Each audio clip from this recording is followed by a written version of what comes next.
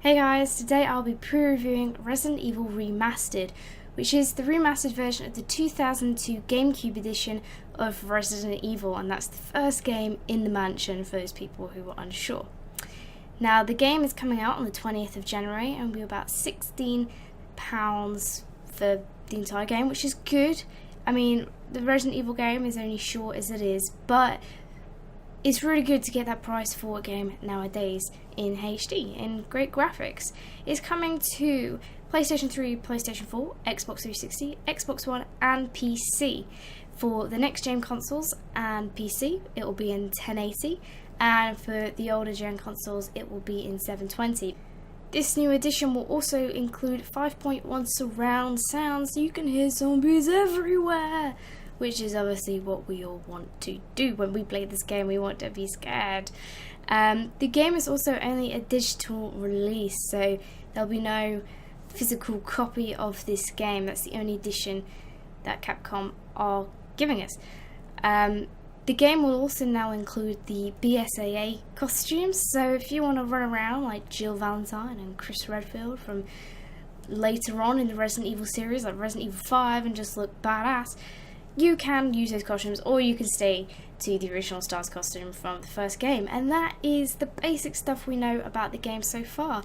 But I'm going to go in and tell you guys the story for those of you who are new to the Resident Evil game. Obviously those who have played this game before, you all know all this.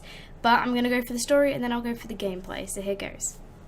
Now, this game was first released in 1996, but as I said before, this remastered version will be based on the 2002 edition. So that's great news because younger gamers will be able to see this game in its full HD, and I think that's important because Resident Evil was a groundbreaking game, and I think it's nice that young gamers will be able to experience that game without having to root out the PlayStation 1, which must seem ancient to some people now. But moving on, this game is basically about the Special Forces Division STARS are sent out to investigate some bizarre murders on the outskirts of Raccoon City. However, the team originally sent out disappears, and it's up to Jill Valentine and Chris Redfield to go in there and search for the Bravo team. So you basically get to the drop zone, you're in an eerily quiet forest, great setting scene there for a horror game, and boom, you get chased by wild savage dogs who look a bit creepy. Yes, these are zombie dogs. For those people who have been loyal to the Resident Evil series, you'll know what I'm talking about.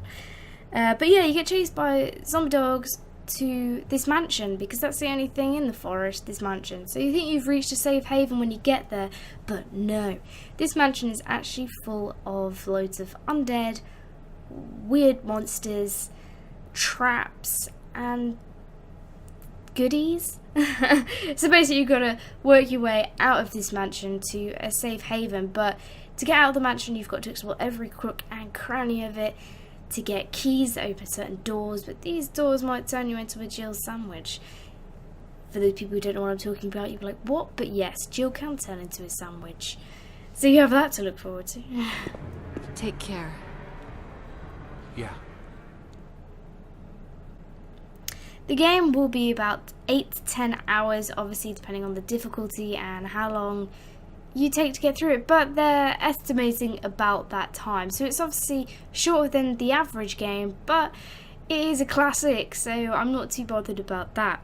There are 12 slightly different endings depending on who you play, because you can play as Jill, you can play as Chris, and they have slight alterations, but not much. The game devs have also added in new bits to the mansion, not so much so that you have no idea where that came from and you're like, that doesn't seem to fit in this game.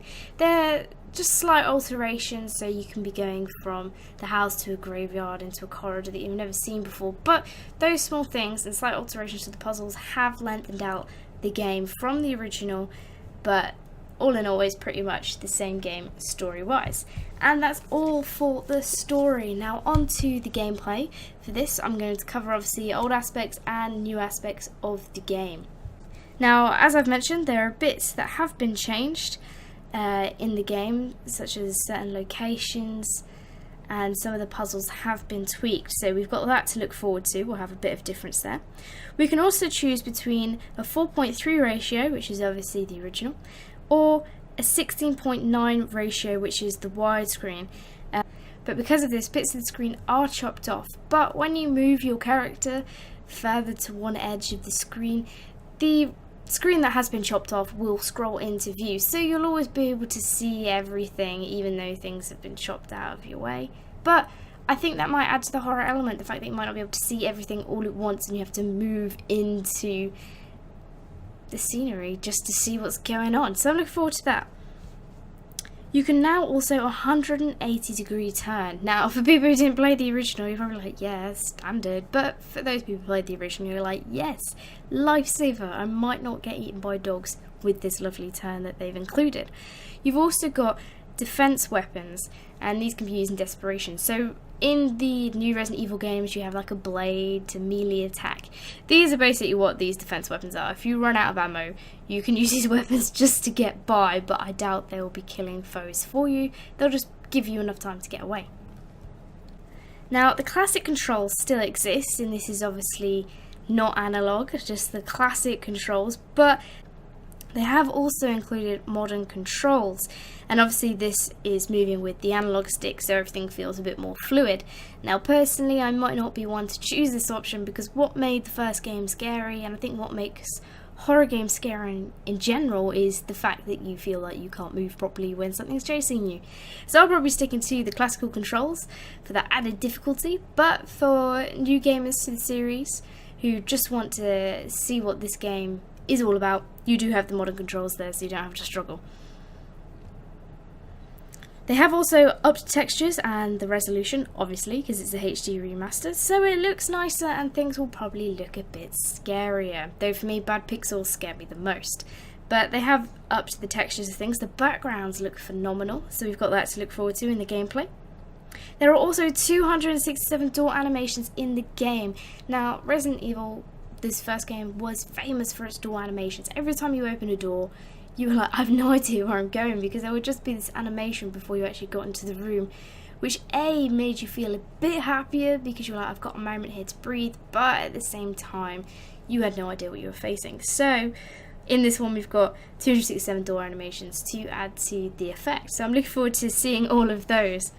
On PC, we'll also be able to reach 60 frames per second, which is ace, but obviously for console gamers, you'll only be able to reach the 30 frames per second. They've also included a new engine, which has real-time shadows depending on lights and dynamic particle effects. So these are just basically better stuff to make the graphics look better. So you'd be like, oh, I have a shadow, and it's getting softer depending on where the light is, and there's particles, you know, just tech stuff that will make us feel more engaged in the game. So that's cool. Okay, so that's kind of the new things that the game has given us in terms of gameplay, and I'll go over just the basic gameplay in general for those people who are new to the series. Now, the mansion is crawling with enemies, and as it is a survival horror, you have item boxes so you can store excess baggage, but you can only hold a limited amount of stock, and that's why you need these item boxes scattered throughout the house to drop any ammo and stuff in that you can't hold in your inventory, because when you're picking up quest-related items, they take up space in your inventory, which is really annoying but kind of brilliant for a survival horror. So if you pick up any ammo and you're forced to get rid of it, make sure you put it in one of the caches around the house, but beware, these will be guarded by some horrible monsters. The game also includes a lot of puzzles and quests to basically get you through the house. The doors might be locked and you might have to go find arrowheads or keys to get into them, which will then let you access a different area of the house, which will probably let you finish a puzzle that you started right at the beginning of the house. So you've got that kind of progression through the mansion using puzzles and obviously fighting things. You save the game on typewriters, which is just awesome, but that's how you save the game. It's very old-fashioned and brilliant. Now, I mentioned it as before, you can play as Chris or Jill. Jill has a lockpick and is aided by Burton, who gives her ammo and things like that. Now, Burton is also in the new Revelations 2 game for people who are long-time fans of the series, so way! Good time to recap on Burton, I think, in this game. You also can play as Chris. Now, he's obviously stronger than Jill, and he's aided by Chambers, who offers healing for Chris. So I think it's probably harder to play as Chris because Jill has a bit more skills, but Chris is stronger, so I guess it's an even playing field. But I will probably go through the mansion as Jill to begin with because she's just awesome. Now that is everything I have to say about Resident Evil Remastered. Now I know it's not a lot, but the game is rather short, and obviously it is a classic game that has just been remastered. I've covered the story, the new features in the gameplay, the old features from the gameplay, and now it's time for my verdict, just my little tidbit for you guys. Now for this game, I'm going to give it an 8 out of 10. It is probably something I will pick up or wait until the Steam sale and pick up, because the first Resident Evil game definitely, for me, changed the face of survival horror. It was a key game in the moment of survival horror. When I came into gaming, it was Resident Evil and Silent Hill. They were the two big contenders when they were trying to scare you, and nothing has scared me really as much since, probably because I'm not a child anymore and things are less scary. But these two games were phenomenal, so I'm happy that they've got Resident Evil and buffed it up to amazing specs, because I think it gives a chance for new gamers to get into the series and see what an amazing game it was, because a lot of people are scared by those crazy terrible graphics, and PlayStation 1s might be hard to come by now unless you're a pure retro gamer.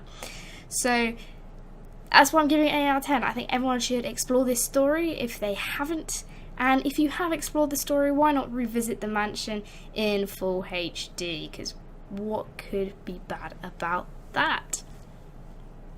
Just want to say thanks for watching my pre-review of Resident Evil, and the next pre-review I will be releasing will be about Dying Light, an amazing zombie game that is probably going to crash all big rigs over the world, because I don't know if PCs can handle such an amazing game.